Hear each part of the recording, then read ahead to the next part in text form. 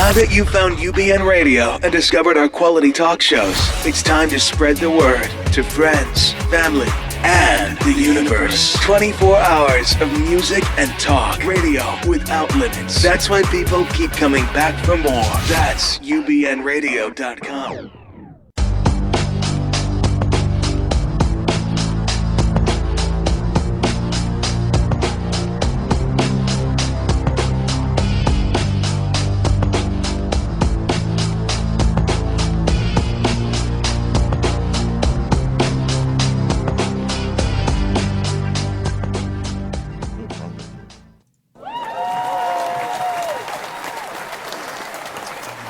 And greetings and salutations, everyone. You have finally tuned into Dr. Judy WTF, which is What the Freud, here at UBN Radio Network, here in the heart of Hollywood in the Gower Gulch, with Dr. Judy Rosenberg, who is the founder of Dr. Judy Rosenberg. As Dr. Judy, myself. I'm working on head cold and bronchitis, folks. Founder of Dr. Judy WTF and the Psychological Healing Center, which is heard and experienced all over the world now thanks to this show.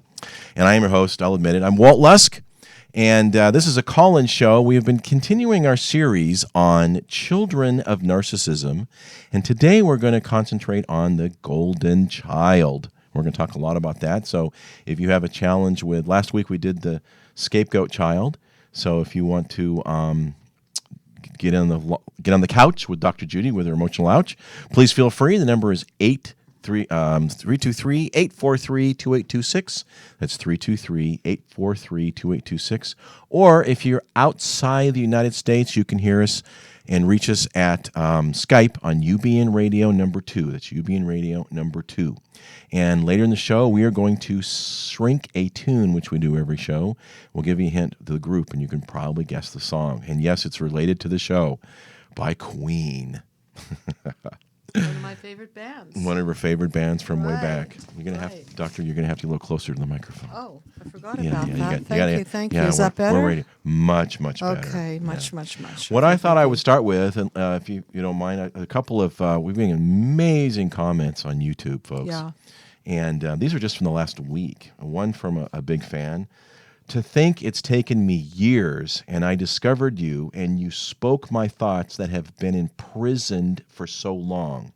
It leaves me speechless, but it's exonerating. Thank you. I could not just describe it with gratitude. And then another one.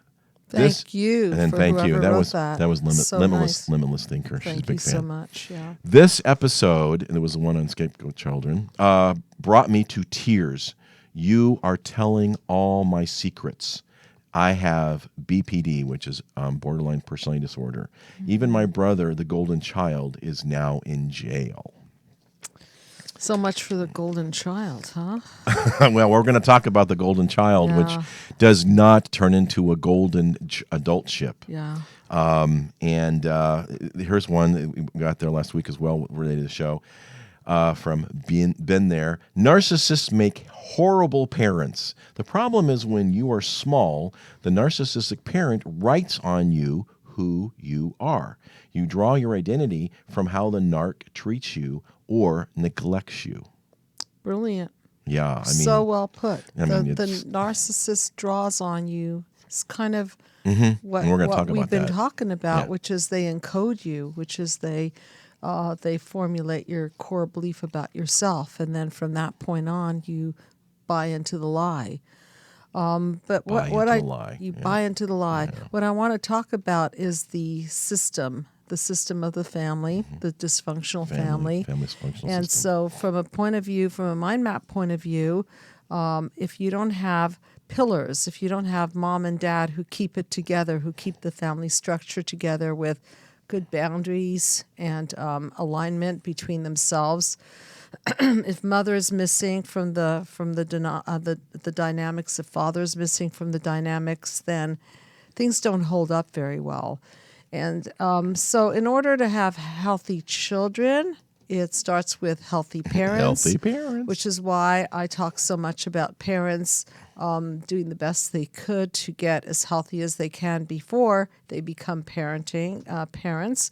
Parenting is not an easy job, and it No, it's becomes less easy when you yourself are passing along multi-generationally your dysfunction to your children. So all of these episodes that we're doing on scapegoat and the lost child. The Lost Child was our and first one. today, the golden child have to do with systems gone wrong. And so what happens in the families is that each sibling gets a dosage of something. Some siblings get idealized, as in the golden child. Some siblings are scapegoated, as in the scapegoat. All the bad stuff is shoved on them. Yeah, they're the target of projection, and then there's the lost child who's ignored. And many people have written in and said, sometimes do the roles switch? And absolutely they do. Yeah, they do. Absolutely. So sometimes parents can project on the youngest child, but then when the youngest child gets a little bit older, they may switch and project to another child. So what we talk about is not set in stone. I like to look at things more from a systems point of view. So when we talk about narcissism and borderline, we're looking at a spectrum of behavior. It's not like a black and white thing, like you're a narcissist, you're a borderline, you're a scapegoat, you're a lost child. It's not quite like that, but we use these labels just for convenience sake so that people can get a flavor of what's going on. It's just the way we language. I have one article that elaborates that if you're an only child, which I thought was really amazing, they vacillated, the parents, especially the mom, vacillated because this child was a very sensitive child. Yeah. So they sometimes exonerated the child because they were sensitive, and sometimes they put the child down because they were sensitive. Yeah, it's very confusing. And it's Right. incredibly confusing. Well, I 'cause can speak one for, back and forth. It I was can this speak crazy for stuff. myself because I am an only child, and I can There you go. I can remember times when I was really the lost only child because I was The ignored. lost child. The lost child. That was a lot of my own childhood where I was latchkey and I didn't have a lot of mirroring and a lot of attention, and then sometimes I would be the projection process where I'd be the one that they got angry at, or sometimes I would be idealized, and it was really confusing. Like, Yeah, it's gotta what be. am I? Am I great? Am I nothing? It's just so I think that people can identify Yeah, with absolutely. this confusion. It's schizophrenogenic, as I like to put it, which is so crazy making. Yeah. So just remember that all of these sibling issues have to do with the cause, which is the family of origin, mom and dad. System gone wrong. Actually, there was another testimonial in this one. It says, in my family, I was a lost child to my parents and the scapegoat to my sisters. Well, So yeah. there's a family dynamic for you. Yeah, I just saw. I just recently. No place was safe. Yeah, I just recently saw two brothers in my treatment, and it was remarkable how much they actually really love each other, but how their systems are so different. One is very sensitive, and the other one is very logical, and they can't seem to get it together. And so one noticed that the one of the parents was the blueprint for not feeling, and was pointing out that and I was pointing out that it was very, very difficult for them to be close because in essence what they did with the blueprint of the not feeling is very, very different. So you could see the outcomes are varied, and people will act out on each other, or they will implode and act in, meaning get depressed and isolate. Sky's the limit on how the cards will turn out. This is a call-in show, everyone, so please do call in. Want to hear from you? We definitely do. I mean, you've got a couple of shows in our belts regarding this stuff. Number is area code 323-843-2826 here in the United States. Yes. Or UBN Radio number 2 on Skype. And I just wanted to also thank one of our special call-ins. I think he goes by the name Andrew. Andrew. I just want to thank, Yeah, we had a great time with him last you, week. Andrew, for coming down to LA. I was Being in the super neighborhood. honored, and meeting your children. It was really very, very special for me. And it's just the most wonderful feeling when we know that we've made a difference to other human beings. Absolutely. The idea here is to heal human disconnect. Whatever we're talking about here is really the consciousness. The intention is to heal human disconnect. So if you're a lost child, a golden child, a scapegoat, then be thinking about how you can heal your own disconnect and how you can reconnect to yourself and the people that love you. And one of the tools that I teach people to use to reconnect the disconnect is the Peaceful Healing Dialogue, which is available in my book, which is available through my website or through Amazon.com, called Be the Cause, Healing Human Disconnect. On paperback and Kindle. Yes. And also, if you want to pull off the Peaceful Healing Dialogue from the website, you can go to Dr. Judy WTF.com, and you'll be at the Psychological Healing Center website, and in the resources section is the Peaceful Healing Dialogue, so that you can reconnect the disconnect. Or those of you that have the Psychological Healing Center app on your iPhone. Yes. And UBN is working on their own app where you can actually watch us directly from the UBN app on your smartphone. It'll be out shortly. So what is a golden child? A golden child is somebody who's idealized, and take it from there, Walt. I will. First off, one article I read encapsulated the golden child the best, which was the drug of choice. Wow. Which you're really going to hear more about in a little minute or two. Please, go on. The golden child is the drug of choice for the narcissistic parent, and that's just like incredibly loaded. Yeah. Okay. The golden child, as the name suggests, is the best and the most wonderful child in the eyes of the narcissistic mother. It seems to be that the narcissistic mother picks the golden child to be an extension of herself, upon whom she projects all her supposed wonderfulness. So it goes downhill from there. The golden child is really, quote, the perfect child, and it tends to be reasonable, respectful, successful, and probably even well-dressed, because mom makes sure that they're dressed well. Is that also from your reading, the child that is deemed to live out mommy's wishes? Yes. So is that, because I have a case study in my book, Be the Cause, Healing Human Disconnect, the main case study, Cindy and Roberta, is a case where she came in extremely depressed and she was expected to fulfill all her mother's wishes. So from that perspective, would you call that person the golden child? Yeah, from what I've read. Was not golden, let me tell you. Well, no, It's the not net golden. result was, I've got one story of what this poor parents did to this one girl is just, I'm reading this and I'm just like, I couldn't even barely finish it. It was nuts. Okay. On the outside, they look capable, talented, conservative, serious, trustworthy, strong, superior, creative, busy, arrogant, and angelic. I mean, like, how's that for a combo? Okay. But on the inside, they feel anxious, inadequate, terrified of failure, because I mean they've set up. They have I mean to the bar uphold is so just high. radically high. Sure. Angry, sad, lonely, worthless, ashamed, or numb. Or numb. Because they don't know where to go. What's the deal? Yeah. And a lot of shame because they feel that they're going to disappoint. Yes. Also. I mean, they're scared to death of failing because they're Yeah. just going to get the wrath of, Right. of the fact that they didn't get their narcissistic supply from whatever they did or didn't do from the or parents. didn't provide the narcissistic supply to the parents, which makes them therefore bad and inadequate. Yes. Usually the golden child is the oldest child. They're parentified, often treated as a peer with mom and dad, which again makes life a little confusing. Right.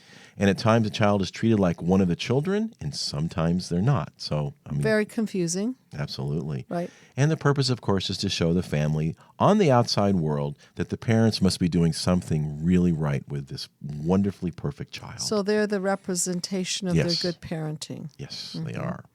The child is a lieutenant, a junior mom, for one example, feels a deep sense of doubt inside that they cannot handle all the jobs that mom and dad are providing for them by their emotional absence. On the outside, they behave as if they're super confident. But, again, that's a narcissist, right? Inside, they're a mess, and outside, they're... I want to talk a little bit about the concept of the parentified child, because this is a child who's put in the position of being like a parent, and you have to understand that the inner core of this child is not developed, and now they're the mother's best friend or the father's buddy, and they have adult roles to take on, but they don't have the wherewithal to do it.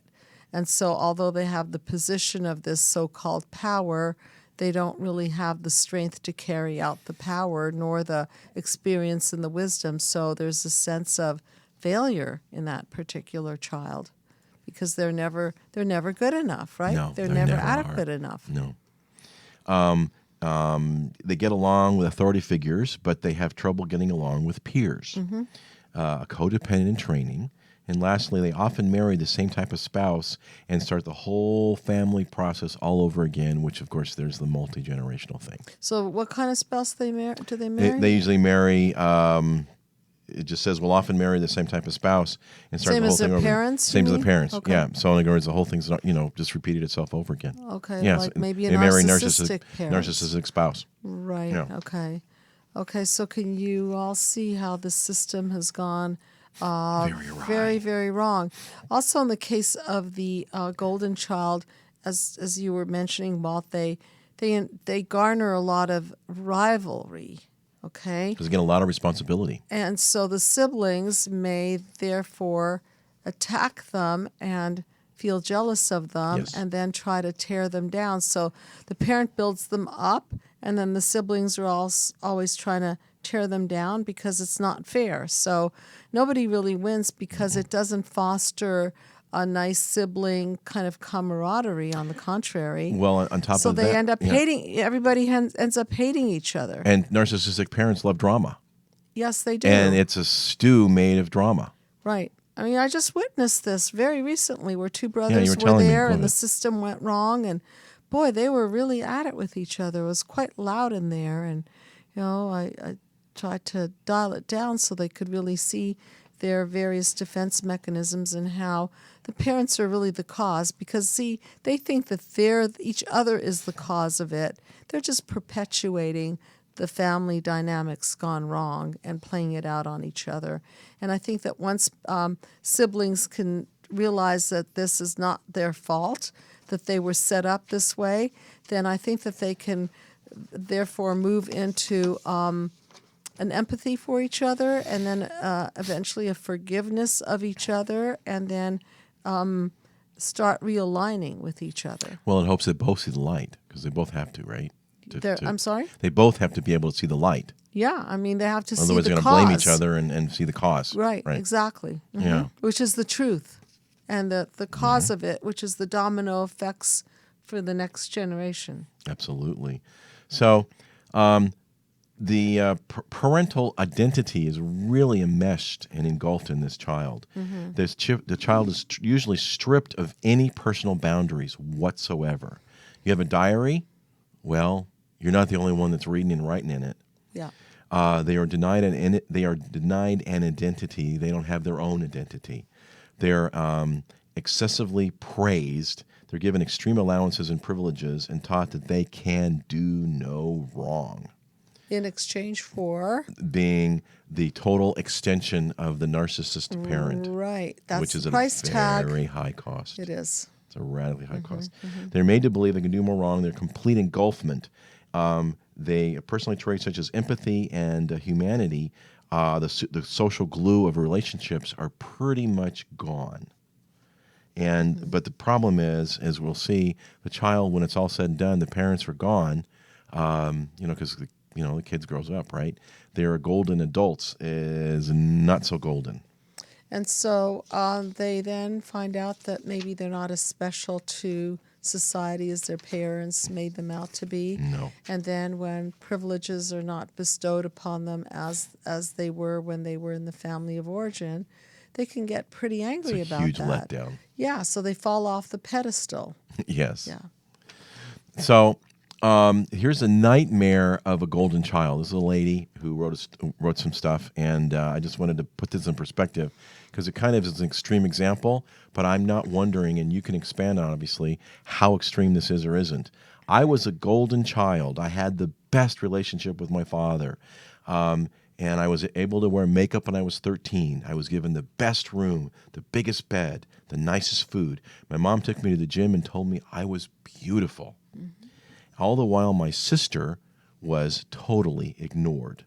My mother spoke highly of me, but the bar was way above, farther than I could reach. At age 10, I had to be put on an intense diet and excessive exercise I had regimen. a feeling it was going Yeah, here we're there. going. Okay. Oh, but wait, there's more. Here's the eating disorders. Go ahead. Saying, here you go, ready? I needed to stay skinny to be loved. Of course. Ah. Of course. Okay. She made me wear my hair long, even though I liked it blonde. She dyed it red. Gotta be a redhead. I was taken to get my eyebrows and legs waxed every 2 weeks. I was forced to learn how to walk in heels for hours at a time. She would make me walk into my room 2 hours before school and 2 hours after. I wasn't allowed to wear sneakers or even sweatshirts. My outfits had to be picked out and adjusted just so. So she did my hair, my makeup, leaving me unable to do it myself. So, so there's no skill building here, right? Everything's done for her. Yeah, wow. Sometimes she would watch me take a shower. I mean, we're talking about boundaries, for crying out loud. And told me that I needed to move slower so that if a guy watched me, he would be turned on. Sounds so... This is sounds so it's really sexually creepy. abusive. Oh, it's really creepy. Yeah. Oh, at 16, she sold my virginity to the highest bidder, an attractive 26-year-old college student who happened to be renting a room at the house. He offered $200 for the right. And Mom watched and gave comments. Wow. I mean, can you believe this? I wanted a cat. But my mom insisted on a small dog would be better. It was a purebred, of course, and I had to walk it 3 times a day down a certain path, and if I didn't run most of that path, I didn't get dinner. At 17, my mom, remember, at 16 she lost her virginity. At 17, my mom signed me up to get a nose job and breast augmentation, so they were perkier. And she also had men come and give me Botox when I was 15 years old to prevent lines because my forehead was getting a little wrinkly.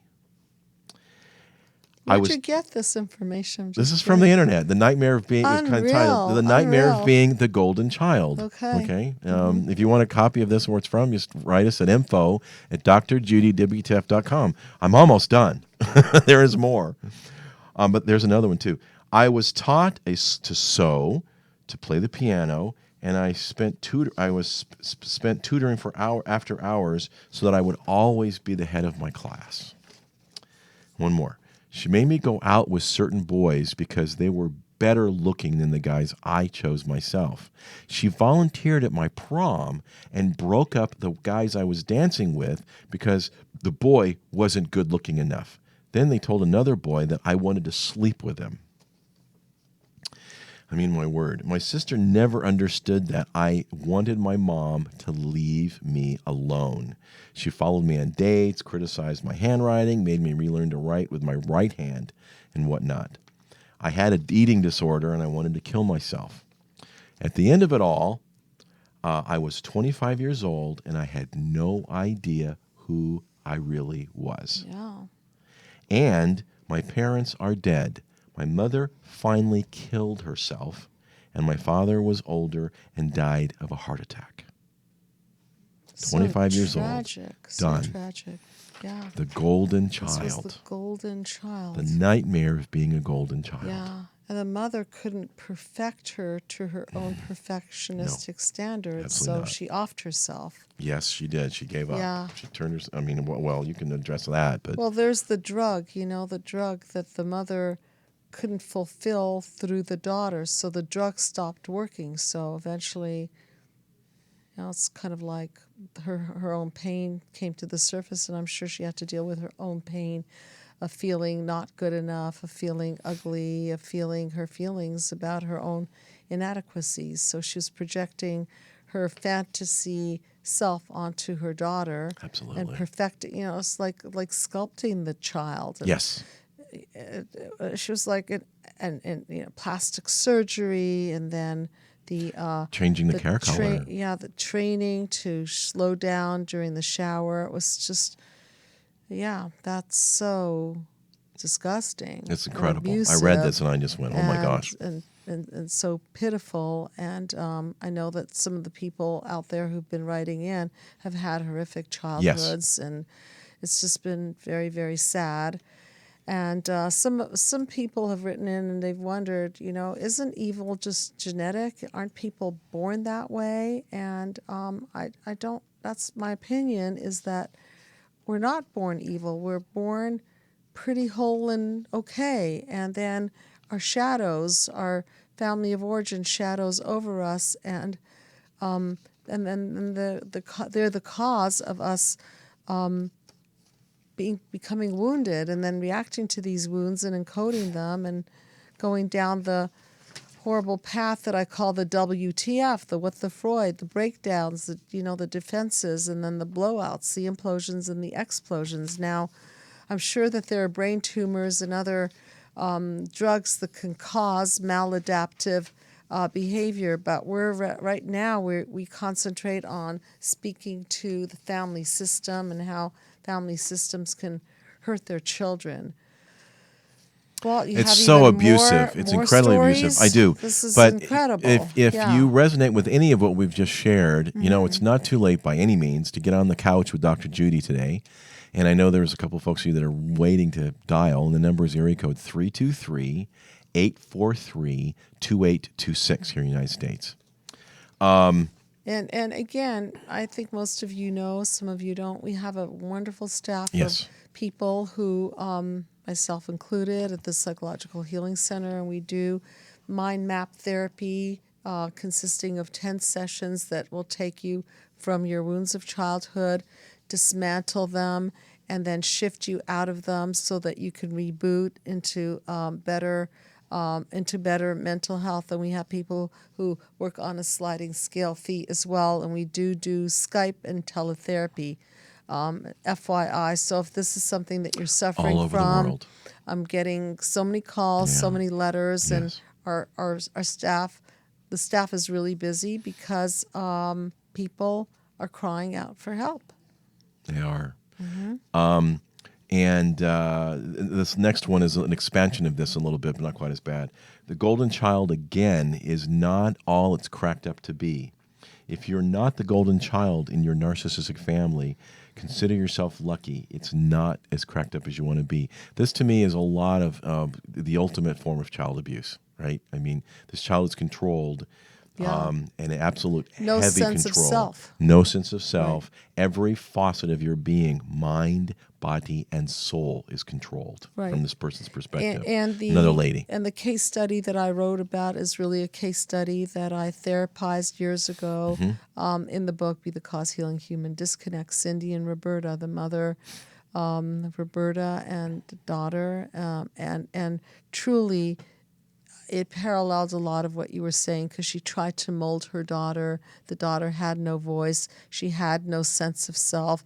And what I watched in front of me was an extremely depressed human being who was ready for hospitalization. And the mother brought her in, interestingly enough, and much to her character was part of the healing of her daughter. So you can just see with people who are controlled to this degree, there's nobody home in there. There's almost like a sense of catatonia until you start releasing the pent-up angry feelings in there, because that's what they are. They're suppressed. Anger, they're depressed feelings that have to come out, or else the person will just stay in this catatonic state. Yes, and it's no picnic. So this one's basically was don't do it, okay? I hadn't even closed on my noon townhome when Dad ordered me to join him in the kitchen table for another one of his big talks. And he said, and my adrenaline was really pumping, and he said, with his voice, he said, you do not want to get a dog. So the last story, they had to get a dog, and this lady wanted to get a dog. Mm-hmm. And the reason was because dogs eat their own poo. And getting a dog will ruin your house. Mm-hmm. But what's interesting is they kept controlling who she was dating. And she finally had had enough. She had one date with this guy, and the next date they decided to get married. In other words, she very quickly made her own decision and said, "Fooey on you, I'm going to pick the guy I'm going to marry. I've met him once. He's cool. We're getting married." So that was one it was semblance an almost of control elopement. Yes. that she did have, right? And she wanted to get out of the family hostage situation, Yes. so she was So going to get badly. herself. Yes. She was going to eject herself into whatever, just anybody that was going to come along and agree to It was called take an her out of there. almost an elopement. Yeah. But wait, this is good. Okay. So the day of the wedding has come, and the family showed up an hour early. Okay, an hour early. So we exchanged our vows at 8:30 in the morning instead of 9, as planned. Now, don't get me wrong. I'm grateful the extra 30 minutes of wedded bliss. Oh, you mean the couple showed up? No, the the couple was supposed to get married at 9 o'clock. Right. And all the parents and everything, all the control freaks, showed up at 8.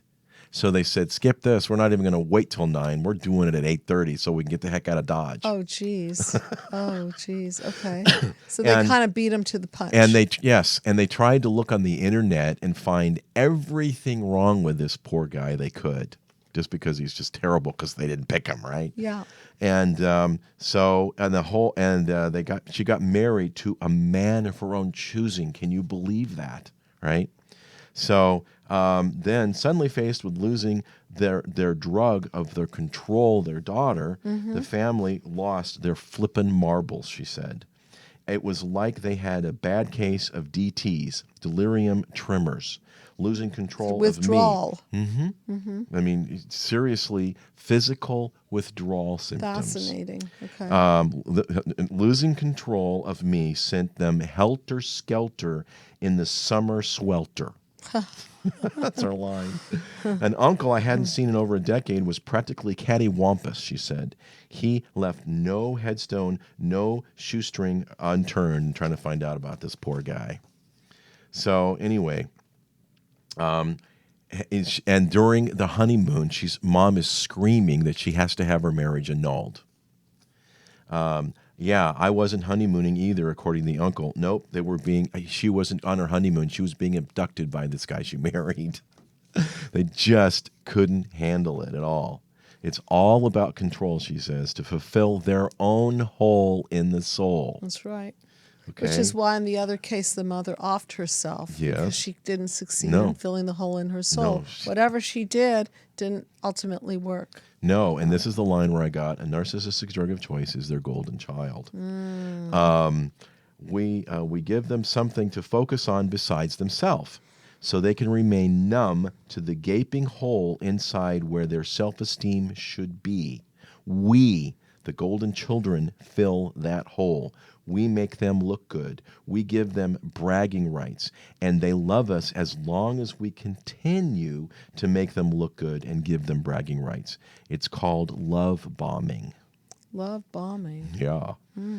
When we stop, they either are, quote, so done with us that they go to their attorney. I've experienced it both ways. But make a bid for freedom, and voila. That's when you find out that these perks and praises come at a very, very high price. Not that it's so healthy that she chose the first guy to marry that she laid eyes on, but she just saw it as a better position than the one she was in. So it's kind of like, anything's better than what I've got. So Absolutely. let's take a chance. Let's just run for the hills. Let's go. They're not going to let their drug, their investment, their self-esteem walking around outside their body go without a fight. Their drug ain't going nowhere if they can help it. and you suddenly realize that you've spent a lifetime wrapped around their chains. They may be golden chains, but they're chains nonetheless.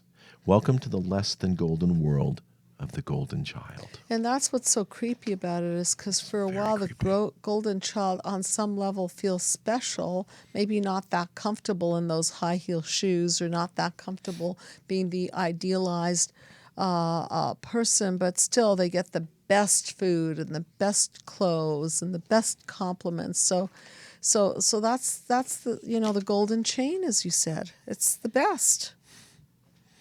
It truly is. So, again, give us a shout if you care to. Area code 323-843-2826. Now, with our time left, we can go two directions. We can go talk about how to identify a narcissistic parent, or we can talk about how not to be one. So which way you want to go, Doctor? Well, let's do both quickly. All right. How to identify a narcissistic parent is when you feel, the three hallmarks of narcissism is they demean, they devalue, and they destroy. Yep. And as we discussed today, they also use you for their narcissistic supplies. So it's a reverse energy. A reverse energy is the parent puts themselves before the child. It's not supposed to go that way. Absolutely not. So how to identify a narcissistic parent is that you're feeling, sometimes you're feeling better than, and then you're feeling less than, and then you're feeling less than, and you're feeling better than. At the end of the day, you're a wreck. Okay? At the end of the day, you're less than who you could have been. So you're not the person that you could have manifested yourself into. How do you not be a narcissistic parent? This is the best part. Smart people solve problems, geniuses prevent them. I think Einstein said it. It's a quote in my book. So what do? You prevent this from happening by getting healthy yourself so that you heal your own narcissistic wounds, and number two, you learn how to parent. You open up a book on attachment parenting, and you start reading about how important it is to breastfeed your child and stay at home and give your child the love and attention and the mirroring and the nurturance that's so important. Just today, one of my patients was talking about how his father did everything right, except that he didn't mirror him. He didn't really consider his feelings and offer up empathy, but he worked and he sang their lullabies and he told good stories and he did everything right, but there was a real missing. So if you want to be a generous, non-narcissistic parent, you've got to put the needs of your children first. Well, also, you want to accept them as they are. And that's huge. Yeah. And it's not love your kids, warts and all. Right, and it's not your agenda. If you want your child to be a doctor, lawyer, or, whatever, that's not your decision. You have to look and see what your child's talents are and what their interests are, and then what you do is you feed their natural interests, and you help them grow into the people that they want to grow into. And they talk a lot here about, in terms of being a good parent, about praise. You want to praise something that's worthy, but you don't want to go overboard with it, and you want to be specific. Instead of saying, that's really a good job.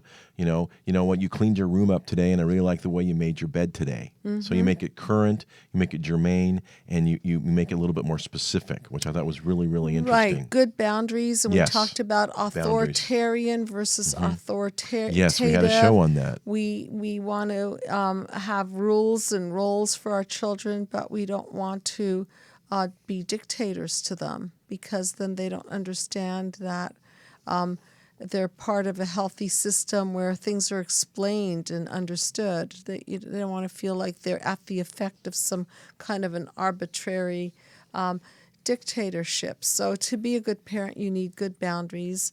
And to be a good parent, it's important to pick a partner that also supports you, because if you're going to be the nurturer, the mother, you need a father that's going to nurture the mother. Nurture the nurturer. Or the primary caregiver needs to be nurtured by the secondary caregiver if you're a gay couple, for example. But no matter what, the child has to come first, and the rules have to be established, and the boundaries have to be established. And They the empathy has to be there. This Oh, is so oh, huge. man, absolutely. What is mirroring? Mirroring is looking into your child's eyes. Mirroring is asking them how they are doing. Mirroring is not being on your cell phone when your kid is trying to tell you something. Mirroring is making your child feel special and important. Not in a golden child way, but just in a very human way of taking a profound interest in your child and being there as a parent. Connecting, going to their school events, it means a lot to them. Yep. Noticing the little things about them. Oh, I noticed that you're jumping rope a lot better. That's amazing. I saw your drawing before you concentrated on it, and I see the outcome of what happened as you started to learn how to draw better. That's beautiful. So you have to be the eyes that notice the light of your child and reflect it back, because that's Absolutely. how children. And then the whole thing about no demeaning, devaluing, destroying, no name calling of your children. Take that off the books here. No, you're stupid. I hate you. You know, worst things you could tell your children is how stupid they are, or that you're gonna give them away to a foster home or anything of the sort. And another thing they talk about is the golden rule. Okay. Right? Do unto others as you would have them do unto you. Mm-hmm. The golden rule helps ground our children in a life of thinking of others. Because, we're all here together on this planet. And then walk in their shoes. In other words, you want to have the ability to have empathy, Right. which is quite contrary of what narcissists have. Empathy with others, the flip side of narcissism, right? You want to situations and look at it from the other person's point of view. Less likely they'll develop an attitude of superiority, and help kids look through the situations with compassion rather than what's in it for me. Which is the narcissistic position. And your children will role model after you. So if you tell them, for example, oh, by the way, it's the Great American Smokeout Week. I wanted to mention is that it this briefly. week? Yes, it is. Okay. And You have a book? Being an expert in the field of smoking cessation, Yes. I do have a book out Yes, you there do. called Dr. Judy's Habit Breakers Stop Smoking Plan. You can look it up. I think it's Amazon. still out there. Amazon.com. So just, shout out to all the smokers out there who want to quit smoking. You can use my book to do it cold turkey with or without an e-cigarette. It's kind of fun to use an e-cigarette with it because it helps to sub out the actual cigarette with an e-one, and you can get e-cigarettes that are actually vegan, with or without nicotine, and vegan or not. vegetable based, so that they're not pumped full of chemicals. the chemicals. Yeah, so that's just a side note. So smokers out there, you now have a pathway out. So back to role modeling. If you're not wanting to be a narcissistic parent, then sometimes you have to curb your behaviors and your words in front of your children. And you can't just be impulsive and do whatever the heck you want, because your children are going to be watching that and blueprinting off of it and role modeling. I've said for years the definition of a child is God's little spies. Nicely put. They watch everything. They're little sponges, and they're little scientists. Absolutely. And they process more than you think, and they remember more than you think. And Judy and I both are parents, and we're surprised. Remember, Daddy went, no. Well, I do. It's like, oh, great.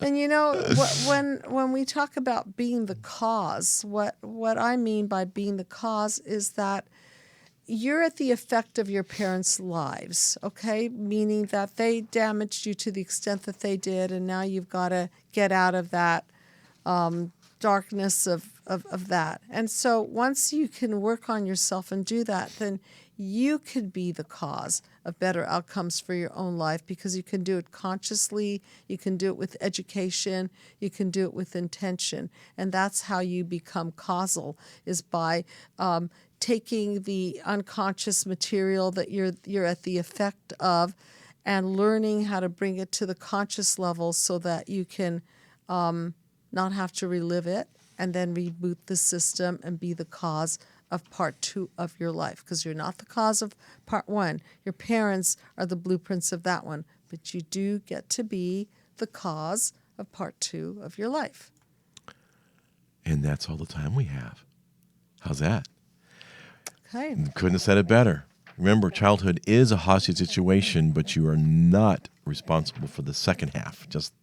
No, you are responsible for the second half. I mean, sorry. You're not sorry for the first how half. dyslexic of me. You're not responsible for the first half, but we are responsible for the second half. Exactly. There we go. Okay, so we're now going to shrink that tune, and it was by request. And it's by the group Queen, and the title of the song is We Are the Champions. So I'm going to read the lyrics. Dr. Judy is going to interpret it from the psychological mind map perspective, and then, of course, we're going to close out with the song. So, and we tried to look at this from a little bit from a narcissistic perspective. I've paid my dues. Time after time, I've done my sentence, but committed no crime. And bad mistakes, I've made a few. I've had my share of sand kicked in my face, but I've come through. Well, I'm going to interpret this song from the golden child point of view. I know that it's about coming through as a champion, and a golden child essentially has to come through also. We are the champions, meaning we are the idealized children, and these children have paid their dues. They've had to listen to their mothers and their fathers, and they've had to do what the plan of them was. They've done their sentence and really committed no crime. So yeah, sure, they've made a few mistakes of their own, but most of what they did was as a result of what their parents told them to do. And I need to go on and on and on and on. We are the champions, my friends. We'll keep on fighting till the end. We are the champions. No time for losers, because we're the champions of the world. So through the eyes of the golden child has to keep fighting to feed the narcissistic supplies of the parents, and they're champions because they have to win. And there's no time for them to be losers because they have to be great. And they're the champions of the world, meaning the cause, meaning their narcissistic parents. I've taken my bows and my curtain calls. You've brought me fame and fortune and everything that goes with it. I thank you all. But it's been no bed of roses, no pleasure cruise. I consider it a challenge before the whole human race, and I ain't gonna lose. So they've done what they've been told. They've bowed and they've played their act in the play of what their parents wanted them to do. And then the golden chains, they got from that the best food, the fame, and the fortune, and so on. But really, it's not been a bed of roses for these golden children at all. No. It's not been a pleasure cruise. And I consider it a challenge before the whole human race. The whole human race represents their family of origin, that they're challenged to please everyone, the whole human race. And they're not going to lose because they can't, or else they're going to be booted. Yeah, they're going to be. Right? They're going to pay a big price for big that price, one. okay. And then, of course, the chorus. We are the champions, my friends, and we'll keep on fighting till the end. We are the champions, no time for losers, because we are the champions of the world. And they have to hold a very high bar, and they've got to be champions for their parents, or else. Or else. There's no time for losers. Never. So that's been our show for the Golden Child, from narcissistic parents and dysfunction family. Obviously, the song by Queen, We Are the Champions. You have been listening to and watching Dr. Judy WTF, which is What the Freud. I'm your host, Walt Lusk, with Dr. Judy Rosenberg, founder of the Psychological Healing Center. And if you can hear our voice, there is help on the way. You just check out the Psychological Healing Center at drjudywtf.com. And there is a plethora of folks to assist you, either on the phone, on Skype, or, of course, in person. And for the smokers out there, I commend you for Stop Smoking for 24 Hours, if that's what you're doing. And there's assistance through my book, Dr. Judy's Habit Breakers Stop Smoking Plan, available through Amazon. So thanks so much for watching and viewing and calling. If you want a lot of the shows we've had lately are suggestions from you.